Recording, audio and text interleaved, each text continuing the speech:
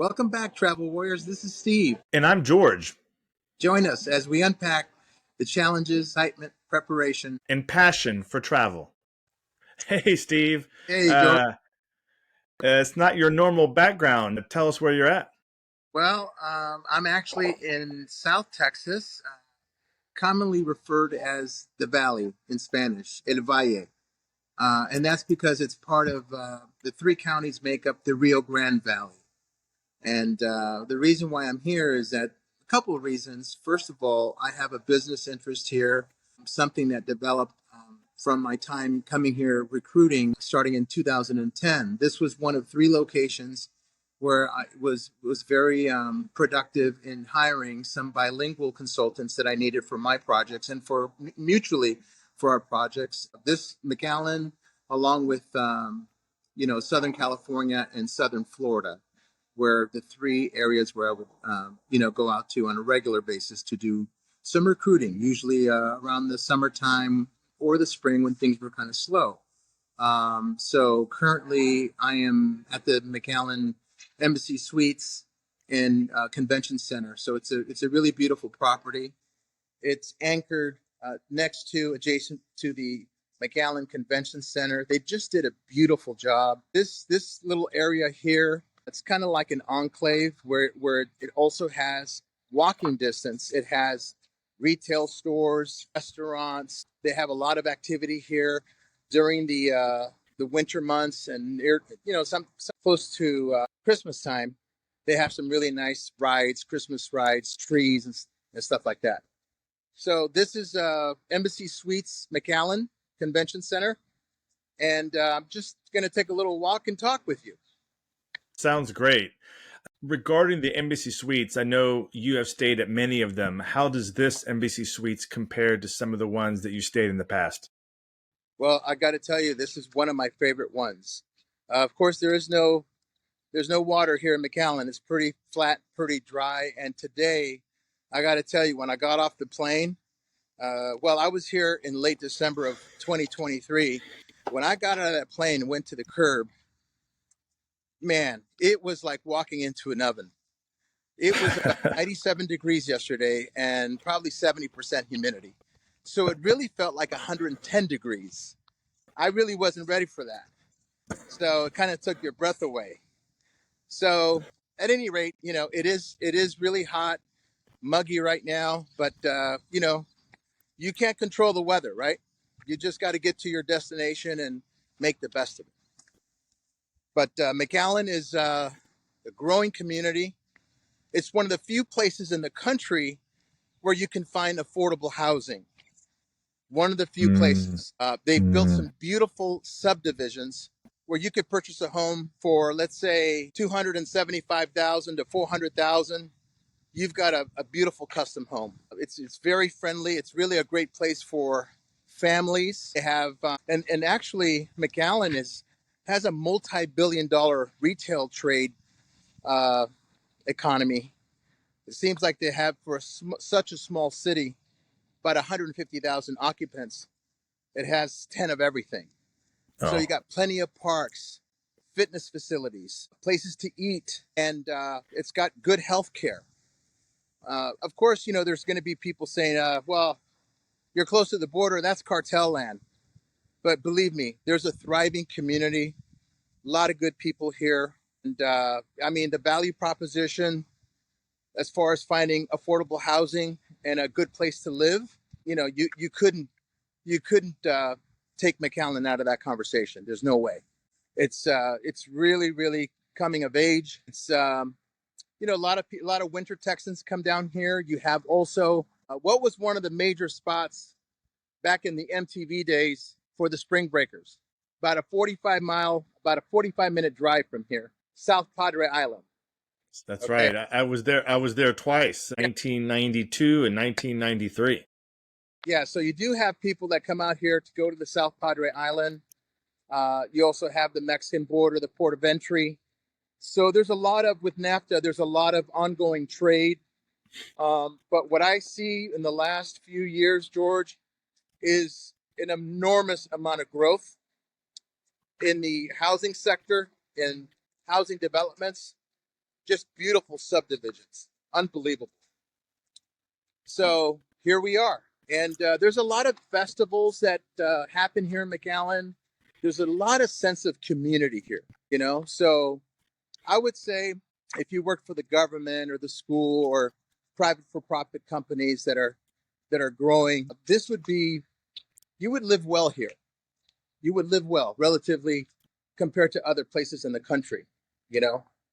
So, if you had two dual incomes here, I think you could live well, and you can always go from here to San Antonio, Houston, Dallas. Of course, from here it's a gateway to Cancun, Mexico City. There's two airports. There's the McAllen International, and there's also Harlingen, which is it's a micro hub for Southwest. So That's for right. instance, I flew on Southwest to Harlingen, and I'm flying to Houston on Tuesday on United out of the McAllen International Airport, which is smaller, but just down the road. And then from there, I'll go ahead and take off to actually, did I mention this, where I'm going next, George? So, so tell me how many days you're going to be in McAllen, and then tell us, where you're going next. Well, I'm actually here for 3 nights. I got here Saturday, yesterday. And then I'm leaving Tuesday morning, McAllen, Houston, George Bush International. And I'm leaving the same day to San Salvador, Bitcoin City, Surf City, one of the safest countries uh, you're going to find nowadays. And it was a country that was riddled with crime and gangs and all that. And so we'll shoot at least a couple more episodes. But my connection to El Salvador is not because of Bitcoin. It is because both my mom and my dad were born there. Okay. And I'm a first generation American. And so, unfortunately, all of the original members of our family have now passed on. We have 3 generations American born. And so, but for most of us in the immediate family, we do have property and that kind of thing that we own. And so there's still that that one thing that connects us. One of the things that I never used to go to San Salvador. I've only been there maybe less than a dozen times in my life. Mom passed away in 2014, and she always used to comment to me that she wished two things: that I would come to the country more often and give the country a chance. And she was telling me that when the country was in bad shape. Unfortunately, the present president, Bukele, was not elected until 2016. And all of the strides that he's made to transform his country, my mom couldn't see that. My mom didn't have a chance to see that. Now uh, it's like a mission for me to experience this. What she couldn't see, I see it for her. I experience it for her. For me, it's a constant state of honoring my mom in any way that I can. And so I go there once a year to visit her resting place and to also engage in the country and peel the layers off of it. Fortunately, right now, El Salvador has been in the news lately for positive reasons. The fact that they've pretty much eliminated the gang culture and the gangs that are out in the street and doing horrific crimes against the citizens of San Salvador. So they have their country back. But more than that, you have about 3 million Salvadoran nationals who live in what they call the diaspora. And so now they are enticed and delighted that they can now plan in their lifetime to go back to San Salvador and retire in a safe country. That's great. I can't wait for you to be down there, and we can talk more about your country and what you're going to do down there. Appreciate the preview. Keeping with McAllen, what are some highlights you're going to do today, tomorrow, before you head out? Well, McAllen has, it's limited. It's got a lot of retail. I always go out and eat very, very, very good Mexican food. Something I don't eat that often, actually. But here you're gonna find some really great spots for that. So this city, most of the people, what they do here, the culture is it surrounds itself around sports, community events, and visiting each other, doing cookouts, barbecues. Those are the things that is ingrained in the culture here. And so I think with the growth that the city is experiencing and more people move here, they will eventually also bring more entertainment options for people and for families. They have a G League basketball team here. They have all kinds of sporting events. You know, if you really look, you could become involved with a lot of different things out Thinking, Steve, I was trying to think, I've been to that area, South Texas, a couple of times, like I said, during spring break, going to South Padre. I think I ended up staying in Brownsville at a kind of a rinky dink hotel with some fellow college students that we went down there with. But really, my first time to the McAllen area was in 2006. Did a project down there with our friend Howard and Debbie. I remember, I think Texas and USC was playing for the national championship game. I don't remember much about the project. I remember we went over the border one day and came back. I can't even off the top of my head think of what's the town in Mexico when you cross the border from there. Reynoso. And so I remember that, but haven't been back there. I know we work, like you said, we work with a lot of folks that over the years that live down there. I wouldn't mind going back. Maybe both you and I will go down there sometime in the future and do an episode together. You know, I find the people of McAllen and the Valley so friendly, so welcoming. A lot of special people live here in this area.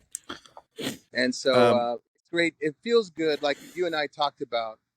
It kind of keeps us connected to the people that were very loyal to us. We formed friendships.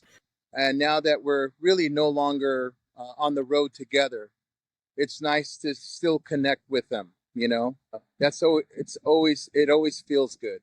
And it always feels good to, let's say, you know, we meet up here at the hotel, we were able to kind of have a few drinks or beers or have a coffee and reminisce of the old times and all the funny stories, all the funny things that would happen on the road. Steve, can I share a funny story with you?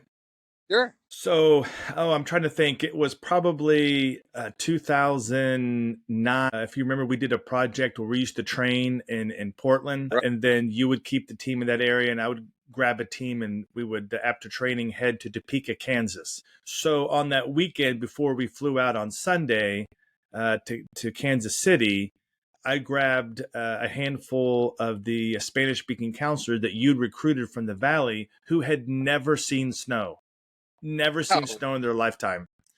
So what we did is we did some stuff in the city in the morning there in Portland, Multnomah Falls. We did a hike. And then I took them north to Mount St. Helens. So our project, if you remember, was, I believe, like in February. So as we headed up I-5 from Portland into Washington, there was a lot of snow on the ground. I forget the exit that you take to get off I-5 to head towards Mount St. Helens, but Right. it was full of snow. And I don't know if I had a SUV, but I had myself and 4 or 5 others.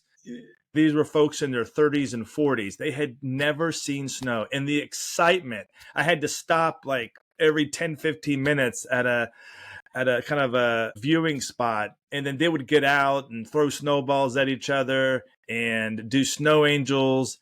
And we eventually got to a point where you could see Mount St. Helens in the background, and Wow. it was beautiful. Too bad I don't think I have pictures of that, and I'll have to dig in the archives if I can find that. But it was such a great experience to see the joy on those folks that worked with us at the time, their faces seeing that. And all those were folks that you had recruited that were down from the Valley. So sometimes I think about that when you think about talk about McAllen, South Texas, and the folks that worked with us, I think of that moment, and it was a special memory for me. That's terrific, George. That's awesome. One more thing, George. There is McAllen also has a it has a there are some bird species out here in the McAllen area that can only be found here in McAllen. So, from what I read, people come from all over the globe to come and bird spot those birds out here. And as I'm walking around here in the convention center area, I can tell you there's bird chirpings, all kinds of birds all over the place. So that's the other thing about the McAllen area that is pretty interesting. As far as the hotel, George, last night they had a soccer game, and they had it on a big screen. And I went in the lobby and I heard all this noise. I didn't know who the teams were. I do like soccer, particularly World Cup soccer, but I couldn't tell at a glance who these two teams were. But apparently it was a semi-final game between America and Chivas. These are soccer rivals, and they play in a game. And so there was a lot of people in the lobby watching that game. They also have live music on the weekends. And a little bit of a side, from the lobby, they have live music. A very lively place. Very lively place. And the rooms, they have both the traditional 2-room suite that you and I are accustomed to, but they also have a King Junior suite. And so this is the first time I've actually stayed in the King studio. And what you have is, you still have your king size bed, but it doesn't have a separate room, but it does have a couch. And it's probably, it's a large, large room, more than enough for a single person that's staying in the room. So that's, that pretty much is, McAllen. And they also have some Tesla stations here. If you have a Tesla, there's about 6 or 7. I'm kind of walking towards them, 6 or 7 of those. But literally here, I could walk to probably 10 different eateries, a Best Buy, yogurt shops, BJ's Grill. You got it all right here. That's great. Well, George, I just want to tell everybody, thanks for joining us. Don't forget to like, share, and subscribe to stay updated on our latest episodes. And join our ever-growing community of travel warriors, and let's continue this journey together. Until next time, safe travels.